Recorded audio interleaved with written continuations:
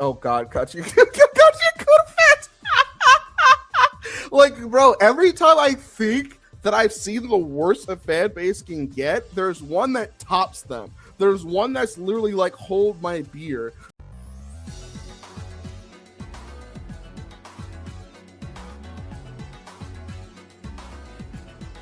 I've got something that's kind of annoying me that I've been seeing up on the old over on Twitter, up on YouTube, that shit. It's been like I really have become fucking like Sonic 2 per Keemstar, because this is also another fucking like thing that Keemstar does. He's doing this like himself on Lolcow Live and Lolcow Jester on some of his shows, where he's doing stuff on his own, doing solo streams. And I can do solo streams. Again, it's fucking redundant, but at least I have the ability to actually fucking make something. So I'm not going to complain that much. But this is called Double Standards and Artistic Freedom, and this is going to kind of go into tandem with something else as well. If anyone does comment, I might not be able to see it immediately because I've only got one monitor right now. I'm working to fix that though. And when I do fix that, hopefully we'll be doing the show over on Discord and not on StreamYard, because fuck StreamYard. So, something I noticed with the dropping of Yujiro Hanma from Baki in Tekken 8 is that it has a pretty even split of both support and disdain. The everyday person may not understand that Tekken is primarily a series about terrible people hitting each other in the goddamn face. My stance on this character being added, from what I've heard, is just something I came to accept a long time ago, that Tekken will always focus villains. I don't personally care for that. But what I was looking away. I don't personally care for that, but I don't play Tekken for the story. I stopped playing Tekken for any kind of narrative reason a long time ago. Overall, I think the story of the series ranges from decent to hot garbage, a la Tekken 7. So I don't give a singular fuck about this supposed rapist or alleged rapist being in the game. Like, as a writer, I understand the concept of villains and that villains do terrible things. However, I am annoyed at the fact that this overall moral grandstanding is only upheld sometimes. For one thing, apparently there's an alleged rapist in Tekken already. I have no fucking clue who that is. Like, I'm actually kind of curious. If anyone knows who this character is, please tell me, because I don't know who they are. Cause that's news to me. I don't know if someone just pulled that out of their fucking ass crack or what.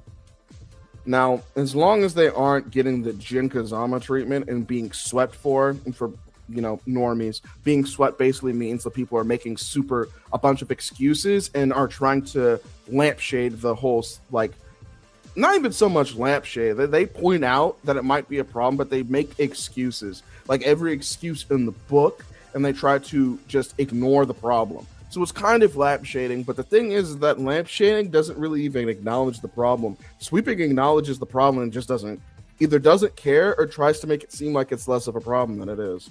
So if as long as that's not what's happening, and they aren't being praised for being a grapist, then I don't really give a fuck. Like, there are other characters in fighting games that are known for the same disgusting act, and the thing is, the problem with Anissa is I don't think Invincible fans. Hold on, Amp just said something. Yujiro isn't an alleged one. Yujiro isn't an alleged one, but Tekken has the MC being a war criminal, so he's not an alleged rapist. Because I heard something completely different, that it was implied that he did do that. So you say, so if that's a bunch of bullshit, then that actually adds more layers to this. This doesn't discredit my argument at all, because it's a very broad argument. But if that's the case, that's kind of funny. That's just people making shit up. And again, Amp, if you know who this alleged rapist is, he is a confirmed one. He's done it multiple times. So he's not an alleged one. He confirmed did it, and then he's done it several times. Okay. Gotcha. So yeah, again, doesn't discredit my argument. Though it is weird it is weird that they chose him though, because I didn't know it was several times. I didn't know he was a serial rapist. That's unfortunate. That's unfortunate. But let me get back into what I was saying. The problem with Anissa from Invincible is I don't think anyone but Invincible fans know this, and from what I've seen, it's not talked about in the game. Please correct me. Man, my dog is loud. Please correct me on the show if I'm wrong. I'm simply getting my thought processes down on this. But on the other side of this, there are characters who do things or are written in a way that's not seen as the character just being a bad character.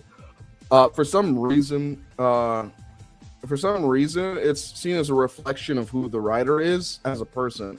And that bugs me on a deep level as someone who's been writing for a long time, trying to experiment with several different types of characters, including villains, because for conflict, especially for a sci-fi story, villains are kind of necessary. Well, not kind of necessary. They're completely necessary. Okay, so the obvious one is the coffin of Andy Lele, and how the terrible acts of the anti-villains, like downright anti-villains of this game, are somehow a representation of the writer, which makes no sense. The people that harass the writer for including and making these terrible people do terrible things is somehow a reflection of the writer, and I will never understand the logic with this one. And yes, I'm still not over it. I'm never gonna be over that because it's fucking stupid. And like I don't it's so dumb. Like it's so fucking dumb. All right, let me pull this back up because I looked back at the screen for a second. So the next and again, stop me if I'm overreacting, because I don't think I am. So the next is the constant harassment of Gooseworks for every little thing that happens in Tadsy, a nearly flawless show to the point where Goose doesn't even want to work on shit anymore. I don't know everything about Goose, but being pissed at Goose for wanting to finish Tadsy after one season and getting annoyed at them for wanting to actually give a seemingly straight, possibly white bunny guy a compelling character arc is really brain dead. Again, I feel annoyance towards this because I also have a character very similar to Jax, and honestly more of a douche than Jax is. Like, he really isn't as bad as people have said that he is, and there's a lot of context to be put into perspective with any quote-unquote mean thing that he does, and I've talked about this before, I think, on this show. He's misunderstood heavily, and somehow that reflects on Gooseworks as a writer.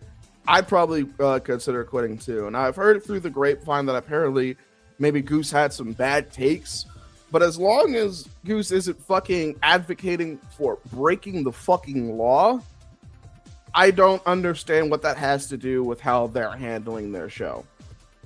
Now, the last entry that I want to touch on is an anime that I don't even watch, but I'm still annoyed at the fans about because I've seen shit like this happen before countless times. And that's, and I'm probably going to botch this up, but that's Gachiakuta. The uproar that came about because the Gachi fan base pulled a Sonic and tried to force headcanon and coding onto the writer, which, bear in mind, I think the concept of coding in itself is one of the dumbest fucking things I've ever heard of. And it's the pandemic is what came up with this shit. Like, bar none, the pandemic created the whole concept of coding. I think is super stupid because it is so limiting on what fucking people are allowed to do with characters that they write. Like, because the idea is, oh, because something looks a way to me, that means that it's the writer's intent, and if they don't do that, then they're a bad writer and should change it to fit my standards. Like, I call it the, oh god, Gachi fit. Like, bro, every time I think that I've seen the worst a fan base can get, there's one that tops them. There's one that's literally like, hold my beer. For the longest time, I thought the Sonic fan base was the worst. And then I thought the Nintendo fan base was worse than that. And then I thought that Sony fanboys were worse than that. And then I thought Tadsy fanboys were worse than that. Well, no, it was the My Hero fans that I thought were worse. And then I thought that the Tadsy fans were even worse. And then now it's Gachiakuta, who are literally getting pissed and ran their fucking writer off of Twitter because they didn't fucking they didn't fucking fit their goddamn fucking headcanon for their the characters that they wrote and they own. This week they drove their mangaka off Twitter. That's what I'm getting into. That's the only reason I even brought Gachi Akuda up, because I don't watch it, but I understand. But the what happened to the writer is something I've seen happen several times before, including with stuff that I do care about, like Sonic, and B, again, I'm a writer, so I just feel personally like annoyed at this, because I feel like there's a chance that I could go through this at some point as well. Like, I don't write manga, but I write like novels. So like there's still a chance that something like this could happen to me too. Where did I leave off on? They don't do that bad right film. I said Cassie Cage effect, I'd like to call it. The fact that some character ended up being a man instead of a trans or non-binary or whatever the fuck, like, dog, not everything is Guilty Gear Strive, okay? Like, make your own damn story. Don't make it other people's issue that you were wrong. By, like, literally, I'm going to put myself into this. By your logic, Bleach is a terrible anime because Ichiruki isn't canon. And that's something that used to bug me for the longest time, but I got over it. Why? Because Tite Kubo doesn't owe me anything. Like, he doesn't owe me anything, bro.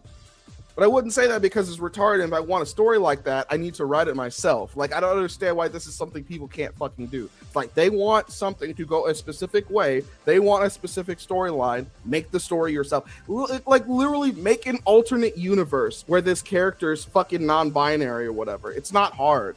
Anyone can write fan fiction.